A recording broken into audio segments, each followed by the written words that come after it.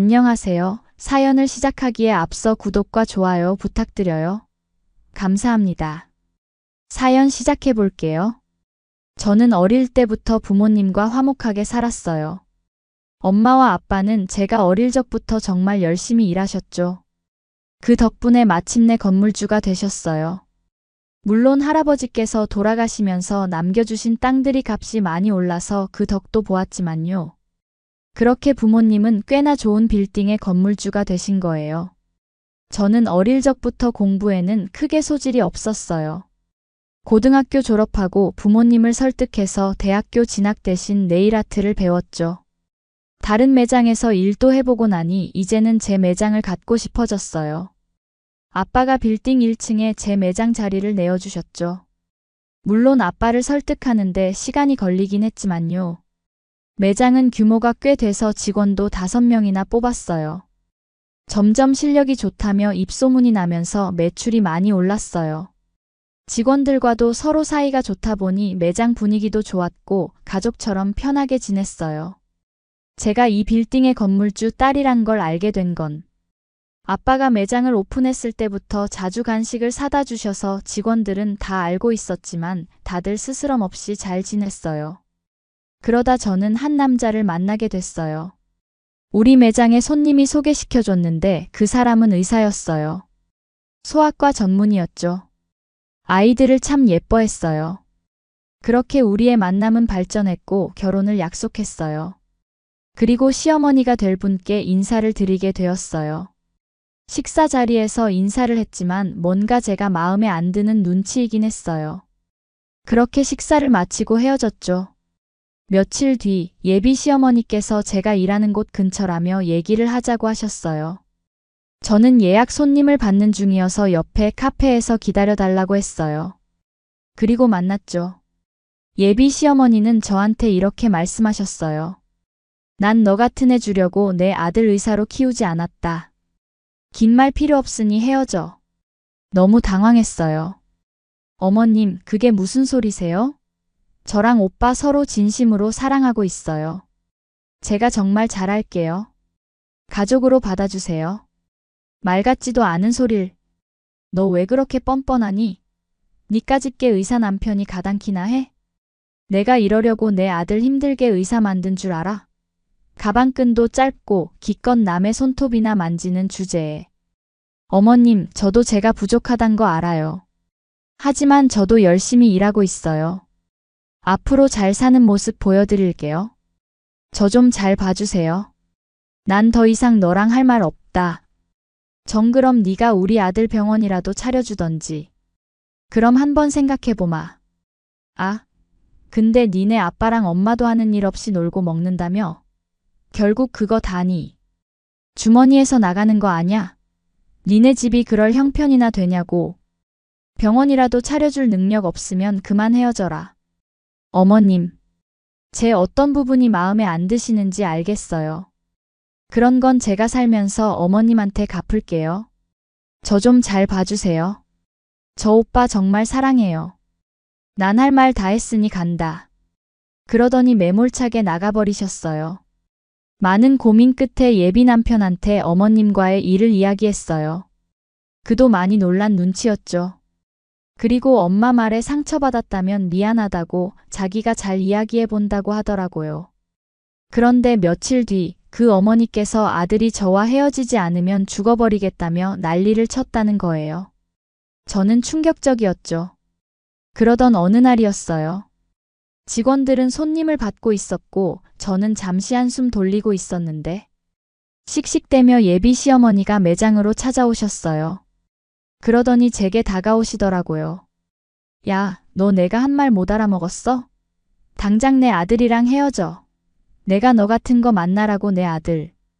의사 만든 줄 알아? 능력도 없는 게 뻔뻔해도 정도가 있지. 어머님, 여긴 제 직장이에요. 여기서 이러시면 곤란해요. 뭐? 이게 어디서 어른 말하는데 따박따박 말대답이야? 네가 뭐 대단한 일 한다고. 내 아들 병원 차려줄 거 아니면 당장 떨어지라고. 그럴 능력도 없는 집구석이 어디 감히 내 아들을 넘봐. 어머님, 나가서 이야기하시죠. 점점 화가 났어요. 아무리 그래도 제가 일하는 곳에 와서 고래고래 소리를 지르시니 더 이상 참기가 힘들었지만 일단은 여기서 데리고 나가야겠다는 생각밖에 안 들었어요. 야, 니네 아빠 엄마도 알만하다. 얼마나 능력 없으면 놀고 먹고 있냐, 그 나이에. 내가 그런 집구석이랑 사돈 맺을 것 같아? 그때 갑자기 우리 직원이 참기 힘들다는 듯 킥킥 웃기 시작하더라고요. 제가 쳐다보자 갑자기 시어머니께 다가가더니 아줌마, 지금 뭘 알긴 하고 말씀하는 거예요?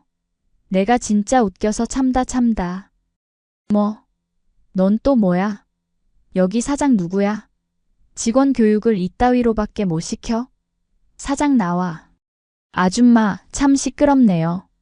아니, 몰라도 한참 모르시네. 나 같으면 업고 다닐 며느리인데 얼마나 후회하시려고 이러실까? 아, 마침 저기 아까부터 우리 건물주님이 지켜보고 계시는데 직접 이야기해보세요. 뭐? 건물주? 하며 돌아본 곳에는 저희 아빠가 굉장히 화난 표정으로 매장 입구에서 지켜보고 계셨어요. 저는 너무 놀랐지만 아빠가 보고 계신 걸 미리 알아차린 직원이 나선 것 같았죠. 그때 아빠가 예비 시어머니께 다가가서 말씀하셨어요. 저기요, 아주머니. 네. 아, 여기 건물주분이시구나. 아빠를 본 적 없는 시어머니는 저희 아빠를 보며 상냥하게 이야기하더군요. 그러자 아빠가 단호하게 말씀하셨어요. 네, 맞습니다.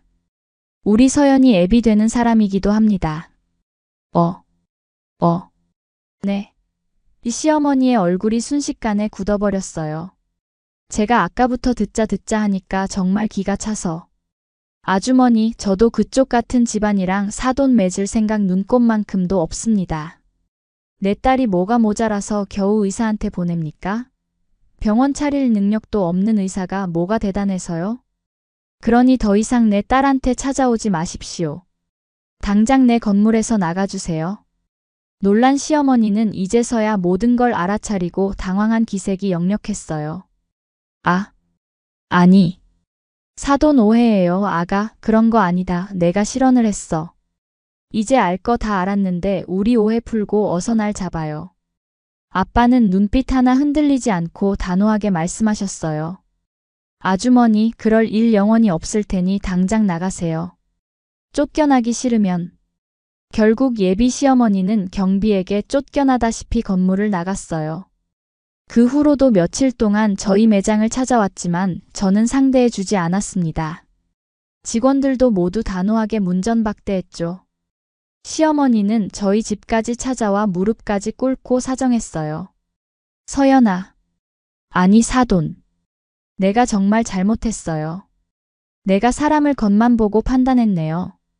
우리 아들이 너무 좋은 여자를 만났는데 내가 다 망치게 생겼어요. 제발 한 번만 용서해 주세요. 엄마는 차갑게 대답하셨어요. 우리 딸이 뭐가 부족해서 그러셨는지 모르겠네요. 그런 말씀을 하실 때는 언제고 이제 와서 무슨 말씀이신지. 저희 딸은 이미 마음을 정리했습니다. 더 이상 찾아오지 마세요. 그렇게 문을 닫아버렸죠. 시어머니는 일주일 내내 매일같이 찾아왔어요. 심지어 아들까지 데려와서 무릎 꿇게 하고 사정했지만 저는 이미 상처를 너무 많이 받았어요. 예비 남편이 저에게 전화로 애원했어요. 서연아, 우리 엄마가 큰 실수를 했어. 나도 엄마가 그렇게 말한 걸 몰랐어. 정말 미안해. 내가 앞으로 너만 바라볼게. 다시 한 번만 기회를 줘.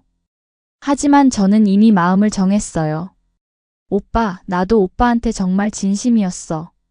하지만 우리가 결혼하면 평생 어머니와 가족으로 살아가야 해. 그런데 어머니는 내 직업도 내 가족도 업신여겼어.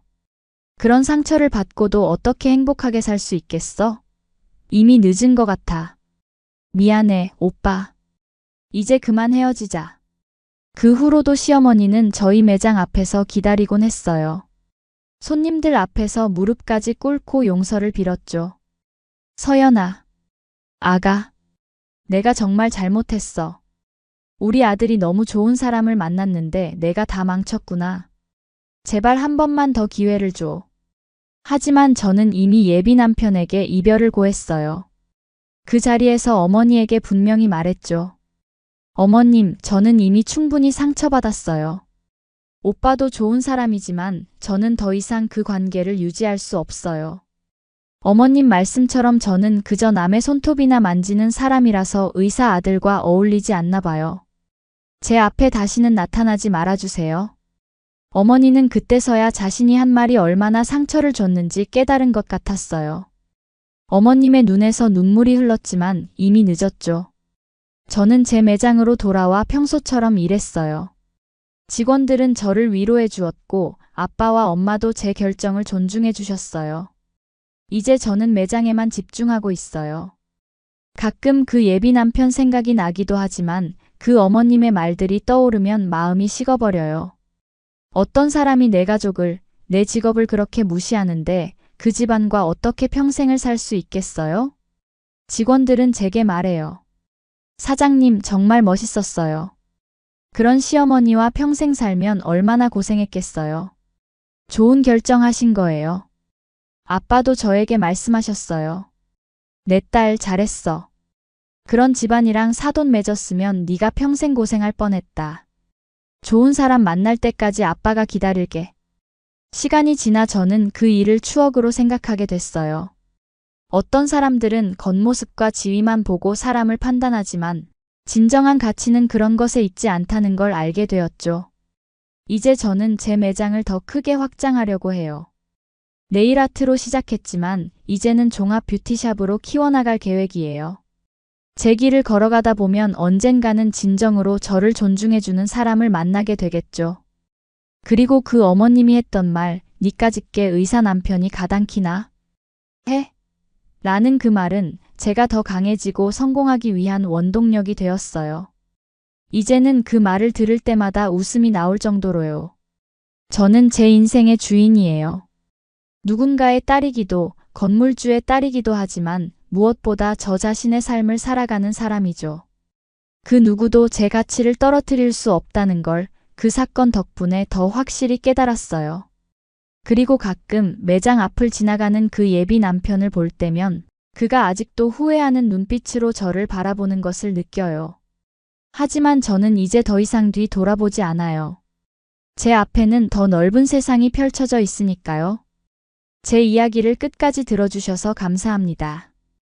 구독과 좋아요, 알림 설정까지 잊지 마세요.